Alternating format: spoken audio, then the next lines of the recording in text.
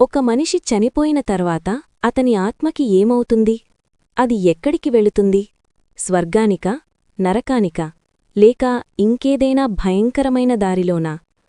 ఈ వీడియో చివరి వరకు చూస్తే మీకు నిజం తెలుస్తుంది. హిందూ ధర్మంలో ప్రముఖ గ్రంథమైన గరుడ పురాణం ప్రకారం మనిషి చనిపోయిన తర్వాత అతని శరీరం ఇక్కడే ఉండిపోతుంది, కాని అతని ఆత్మ మాత్రం శరీరాన్ని విడిచిపెట్టి బయటకు వస్తుంది. ఆ సమయంలో ఆత్మకు ఒక సూక్ష్మ శరీరముంటుంది. అది మనకు కనిపించదు, కాని అది అన్నీ చూడగలదు. మరణించిన తర్వాత మొదటి 10 రోజులు ఆత్మను ప్రేతం అంటారు. అది తన ఇంటి దగ్గరే తిరుగుతూ ఉంటుంది, తన కుటుంబాన్ని చూస్తుంది, కాని వాళ్లతో మాట్లాడలేక చాలా బాధపడుతుంది.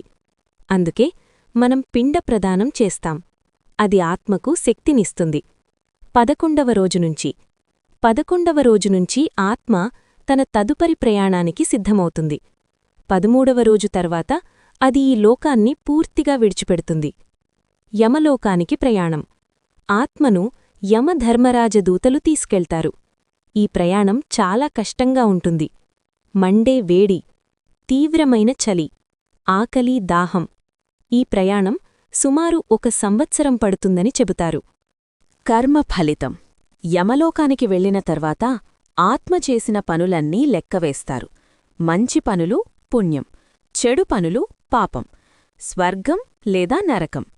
పాపం ఎక్కువైతే నరకం, పుణ్యం ఎక్కువైతే స్వర్గం. నరకంలో శిక్షలు, స్వర్గంలో ఆనందం. పునర్జన్మం. ఇవి అన్నీ పూర్తయ్యాక ఆత్మ మళ్లీ భూమిపై పుడుతుంది. కొత్త శరీరం, కొత్త జీవితం. మోక్షం. కాని ఒకరు భక్తితో మంచిగా జీవిస్తే వారికి మోక్షం లభిస్తుంది. అంటే ఇక జననం మరణం ఉండదు. ఆత్మ నేరుగా దేవుడితో కలిసిపోతుంది.